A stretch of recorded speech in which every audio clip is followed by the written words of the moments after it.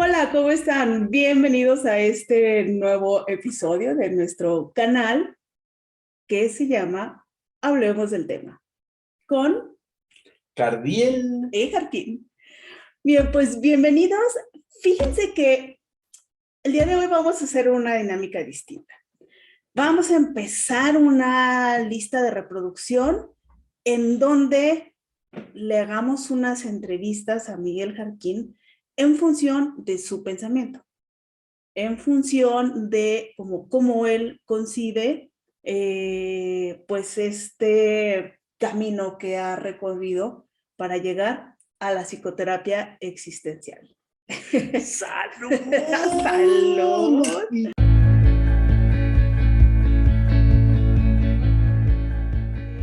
Vamos a iniciar esta nueva, pues no tanto que sea nueva, sino es un caminito por allí que vamos a llevar.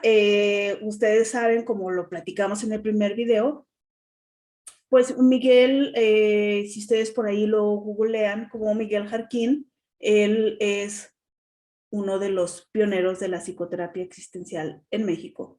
Y bueno, pues ha ido evolucionando esta parte del pensamiento y pues es un gran avance en el mundo de la psicoterapia y tiene de fondo toda una nueva concepción de las personas, de la vivencia de las emociones, y bueno, pues vamos a ir como poco a poco aterrizando cuál es ese pensamiento de Miguel Jarquín en función de la psicoterapia existencial. Entonces, pues bueno, bienvenido ahora. Muchas gracias, Lupita. Me emociona y me asusta. Bueno, me asusta, pero me gusta. Claro que sí. Bueno, muy bien.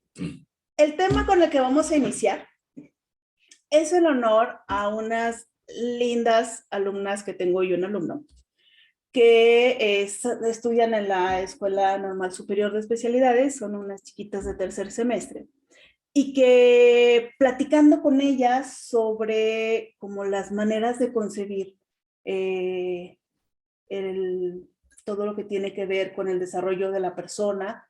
Y entonces yo les explicaba, es que no pueden decir psicoanálisis así nada más, o sea, es todo un pensamiento, toda una manera de ver al ser humano. Y si hablamos del conductismo, es una manera diferente de ver al ser humano. Entonces, no podemos decir así nomás, sin ton ni son, y decir, bueno, es que es el psicoanálisis o es que es psicoanálisis, ¿no? Y bueno, platicaba con ellas, platicaba justo de nuestro canal. Son chicas que, bueno, son lindísimas y siempre con ese gran apoyo que me dan. Y entonces ellas me decían, a ver, pero entonces él es un psicoterapeuta existencial, ¿y eso qué? ¿Eso como con qué se come? ¿No? Y entonces me preguntaban, ¿y eso tiene que ver con las crisis existenciales? ¿Y qué es una crisis existencial? Y entonces, bueno, acordamos, y aquí estoy cumpliéndoles, que vamos a aterrizar el tema. Entonces tú me vas a ayudar. Muy bien. Muy bien. Bueno, pues encantado. muy bien, pues muchas gracias, chicas de tercero B. Empezamos. A ver, Miguel.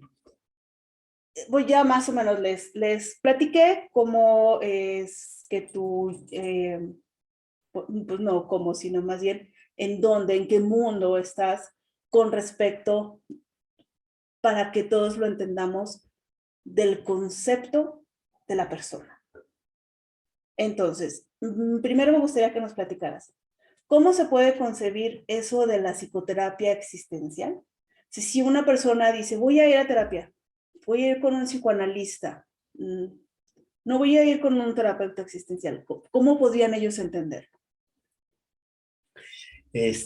Bueno, yo empiezo por darles un saludo a estas jovencitas y a este joven, sé que hay un hombre dentro del grupo, de tercero B, por lo que entendí, de la Escuela Normal de Especialidades. No saben ustedes lo orgulloso que me siento de su labor. Yo trabajo en educación especial hace más de 50 años y me encanta saber que nueva sangre se está formando. Bienvenidas y bienvenido a este mundo de iniciativa pedagógica. Y bueno, pues voy al tema que tú me pides que caminemos por él. Antes de hablar de la crisis, perdón, de la psicoterapia existencial, es importante hablar del concepto de lo existencial, porque de ahí viene este concepto posterior de la psicoterapia.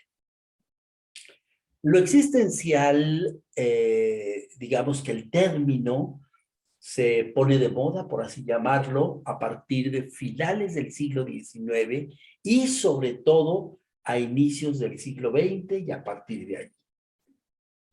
Podemos entender lo existencial en dos sentidos. Uno, como una actitud ante la vida y otra como una filosofía, una escuela de filosofía específica. Diré algo de cada una. Como actitud, es una apuesta por vivir la vida apasionada y auténticamente. Eso es lo que la define. Y pueden ser pintores, pueden ser músicos, pueden ser poetas, literatos, hay muchos literatos ahí, como Dostoyevsky, por ejemplo, pero también puede haber filósofos, también puede haber personajes que pertenezcan a diferentes movimientos de la cultura. No tienen que estar formados en filosofía, porque es eso, una actitud de compromiso con la existencia. La segunda línea es lo que se llama la filosofía existencial. Esta ya es una escuela y se caracteriza por dos cosas. Una, tienen un método propio que se conoce con el nombre de fenomenología. Aquí no nos podemos detener a explicar esto, pero bueno, es toda una estrategia de descripción de la vivencia interior de la persona. Y ahí yo recomiendo autores como Sartre, que narran muy bien la experiencia interna, por ejemplo, en La náusea, Albert Camus en El extranjero, Simone de Beauvoir en La mujer rota, en fin. Es un método de descripción de la vida interior de la persona. Ese es el primer punto, partiendo de la fenomenología, y el segundo punto es que el centro de su pensamiento está en la existencia. Y lo importante de la existencia es describir al ser humano como un ser que existe, un ser que está en el mundo, y que al estar en el mundo se vincula con otros seres y sobre todo se compromete con ellos en una existencia de responsabilidad, de compromiso. Bueno, esto sería como lo teórico, por así decir. Ahora, un grupo de psicoanalistas, entre ellos Binswanger en concreto, Medard Bosch, eran psiquiatras que veían que se necesitaba un nuevo concepto del ser humano y sobre todo una descripción de la locura o de la enfermedad mental en el ser humano que no siguiera el modelo psicoanalítico, sino que siguiera un modelo existencial. Y entonces ellos se meten a estudiar concretamente a Heidegger, pero también a la fenomenología de Husserl, y van generando algo que van a llamar el análisis existencial. Y de ahí ellos se van a preguntar, bueno, ¿cuál es el tema central? ¿Cómo es que llega el paciente con nosotros? Y entonces ellos dicen, pues el paciente llega ante una crisis de su existencia, y utilizando las palabras de Viktor Frankl, que es uno de los terapeutas de orientación existencial, su modelo se llama logoterapia. Él dirá el hombre doliente. La persona que asiste a terapia desde nuestra perspectiva es una persona que viene con un dolor en su vida, en su existencia, y hoy podemos decir que es un dolor que surge de sus fracasos en el amor. Y entonces cree que puede resolver esos fracasos en el amor huyendo del amor. en lugar de aprender a amar de una manera diferente, en lugar de darle oportunidad a que el amor abra caminos diversos y le enseñe formas diferentes. A ver, y entonces, ¿cómo podríamos diferenciar para irnos al extremo? El concepto, o sea, cómo lo concibe, por ejemplo, el psicoanálisis y cómo lo concibe la psicoterapia existencial al ser humano. Bueno, básicamente el psicoanálisis, sobre todo freudiano, concibe al ser humano como un ser enfermo, un ser que tiene una parte de conciencia, pero la conciencia psicoanalítica es una conciencia de conocimiento que cree que mientras más sabemos, más resolvemos el conflicto interior. El enfoque existencial, que es heredero de la fenomenología, cree en una conciencia significante, no de conocimiento.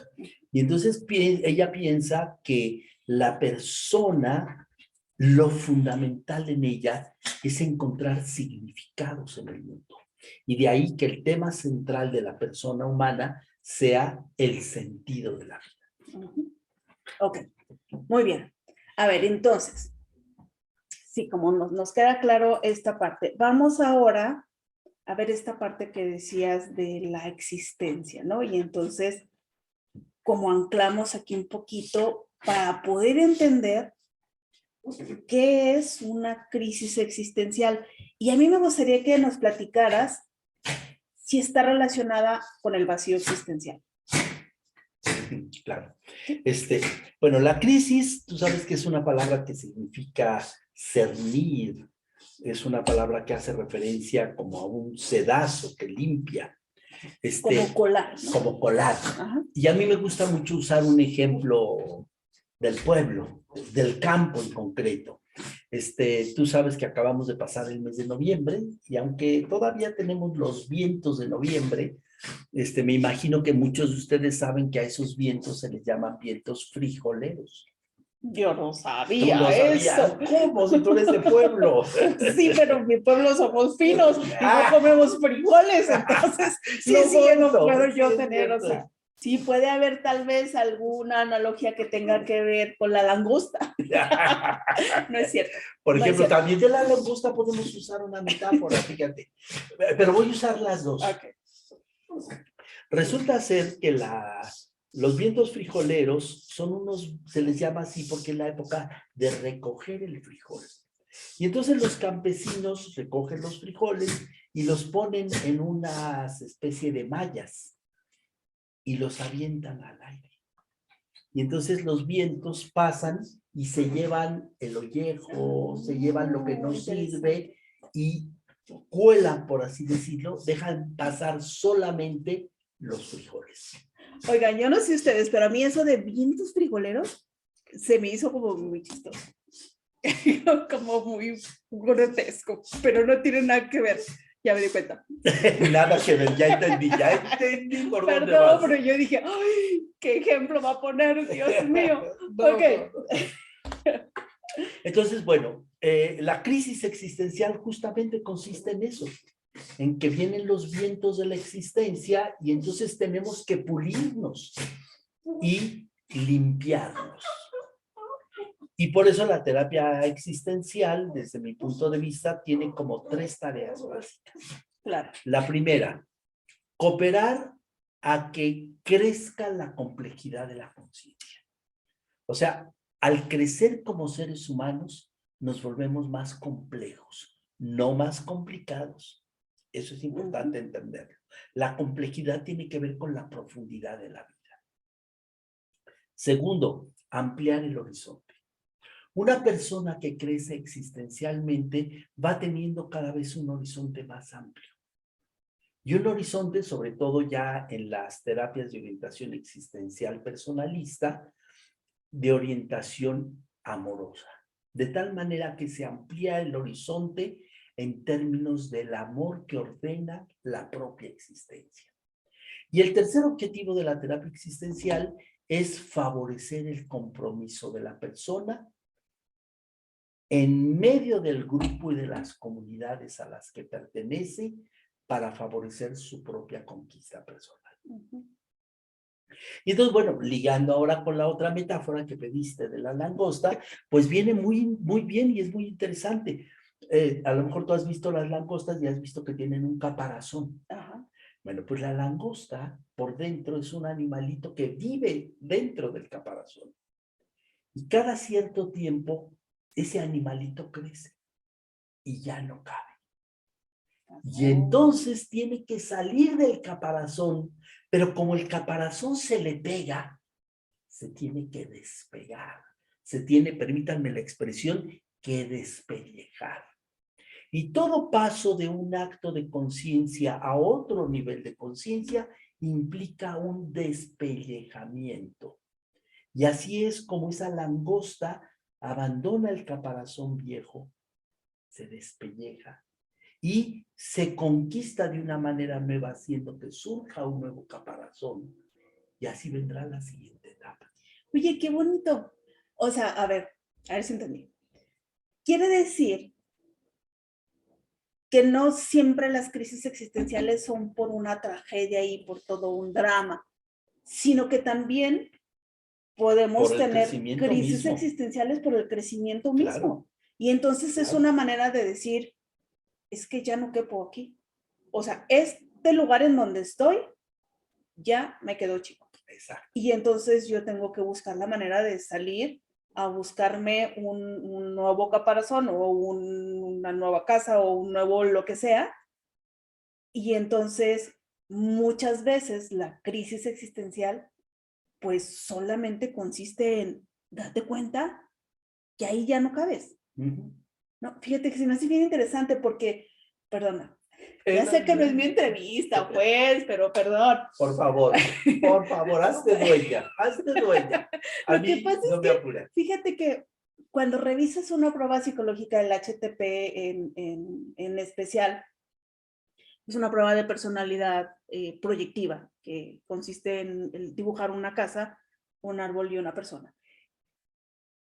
Y una de las primeras cosas que se revisan en el HTP es cómo está el dibujo de la casa en función de la hoja, ¿no? Entonces, o sea, la hoja es como tu espacio vital.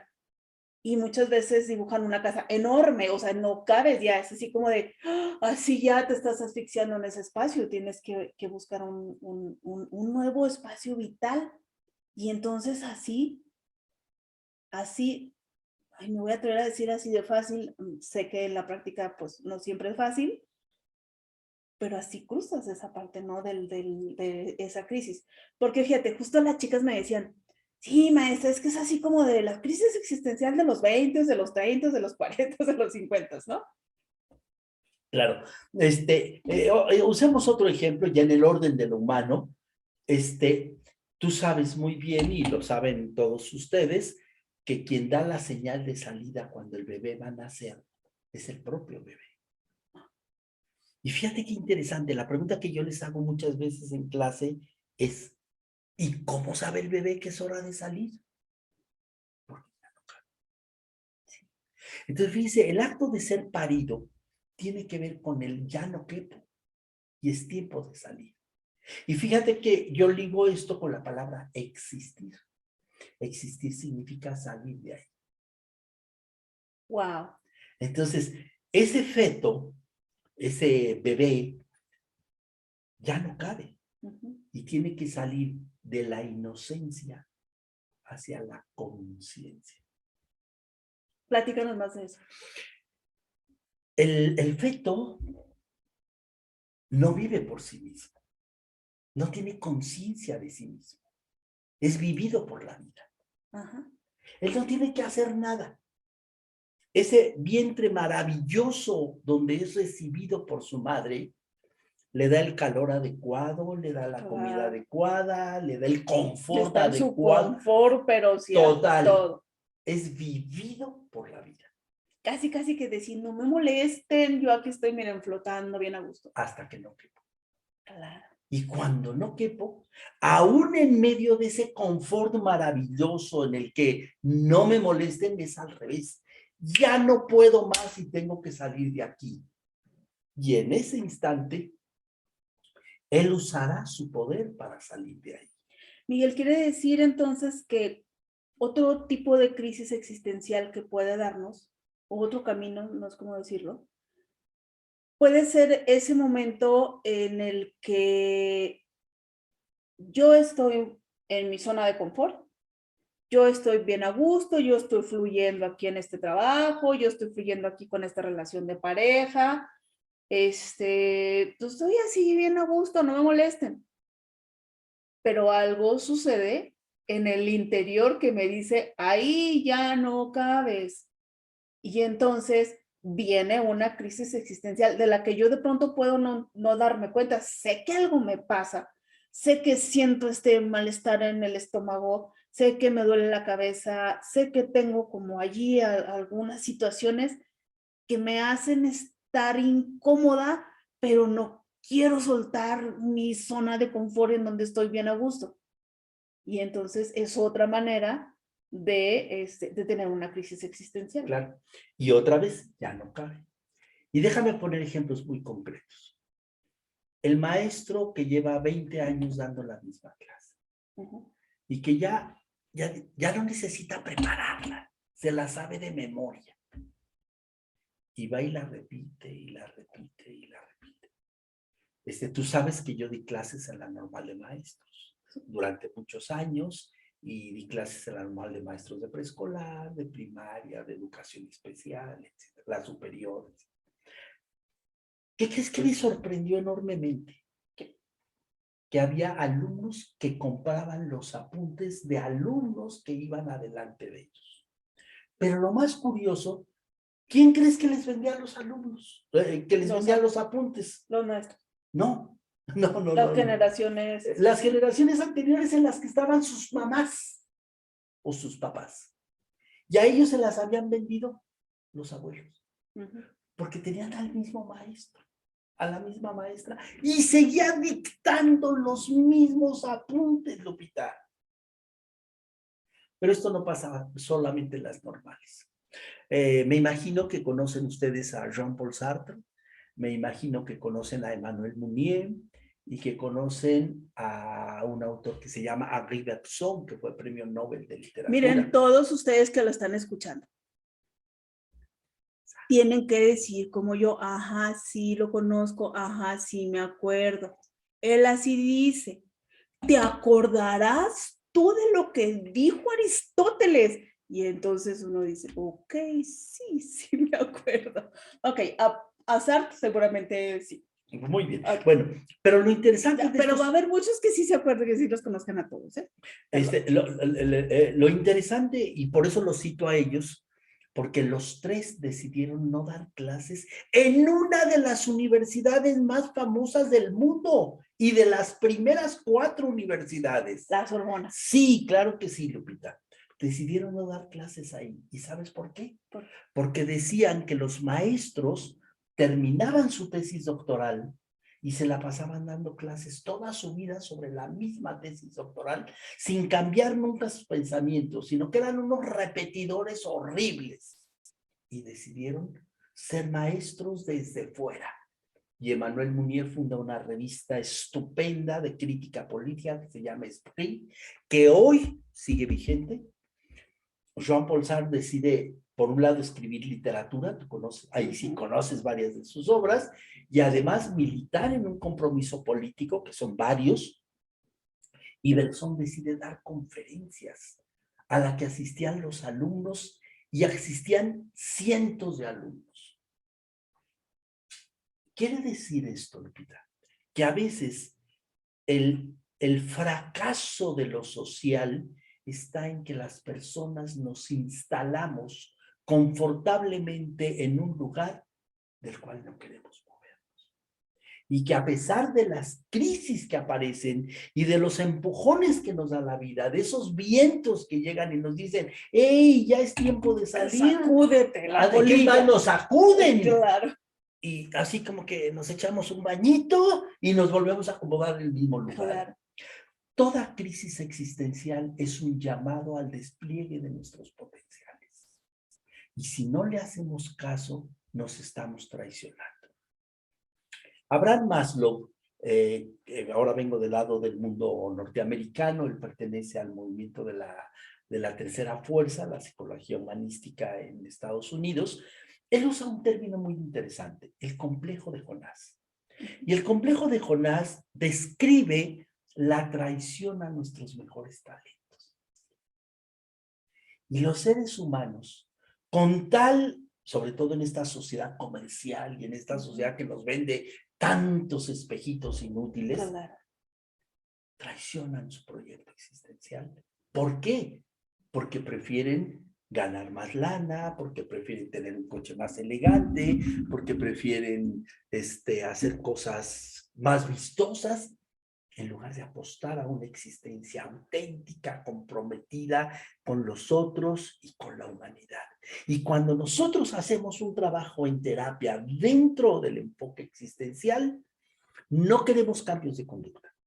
No queremos que la gente se porte bien. Queremos que la persona se haga responsable de su propia existencia.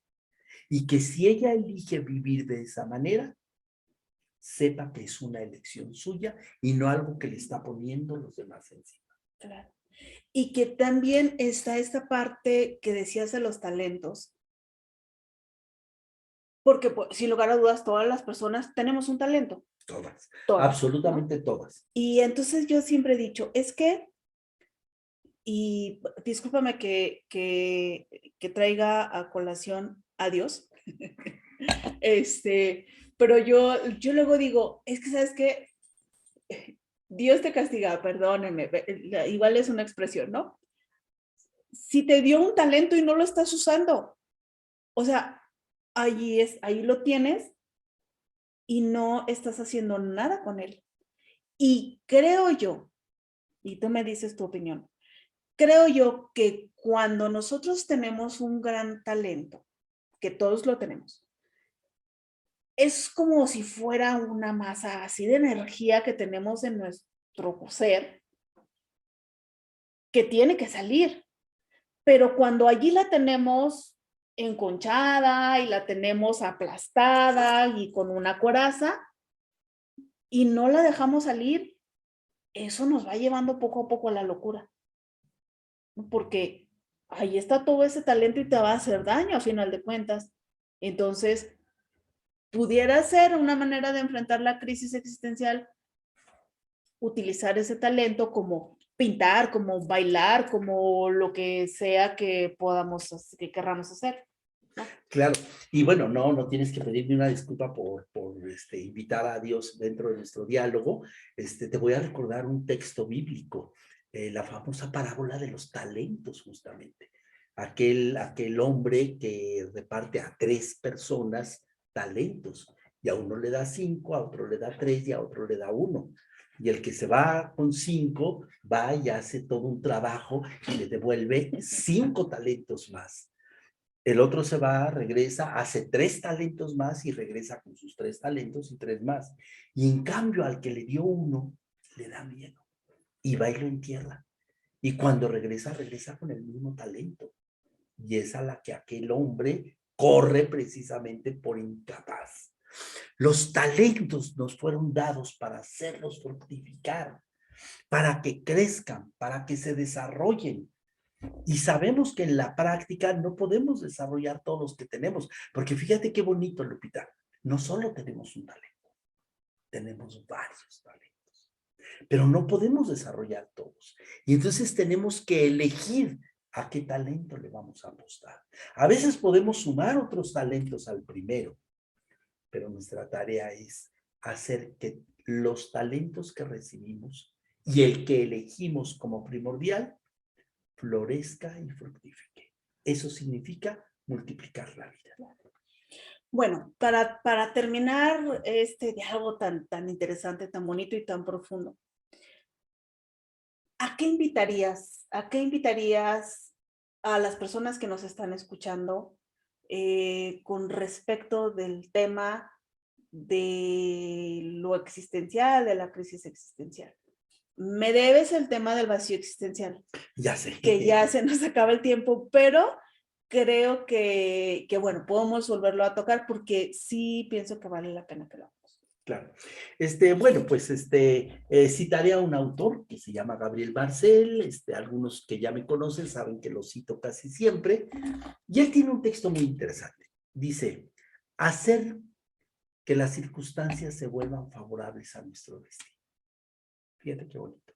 Si lo ponemos en el concepto de crisis, pues yo los invitaría a que hagan que sus crisis se vuelvan favorables al desarrollo de su propio destino.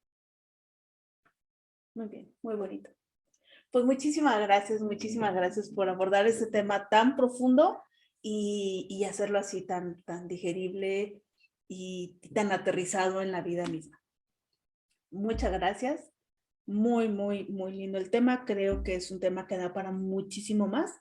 Acuérdense que si tienen preguntas, si tienen sugerencias de por dónde quieren que se aterrice un poquito más este tema, que se profundice un poco más, pues bueno, ahí estamos para escucharlos. Pues aquí terminamos. Claro que sí, Lupita, Muchísimas gracias. Y acuérdense, no se olviden de suscribirse. Si les gusta nuestro contenido, nos harán un gran favor. Suscríbanse, denle clic en la campanita y pues nos vemos en la siguiente. Claro Muchas gracias sí. Y salud. Salud por las crisis existenciales que nos hagan más humanos. ¿Sabes? Y tal vez una buena copita de vinito de menos nos dan ánimos. Claro.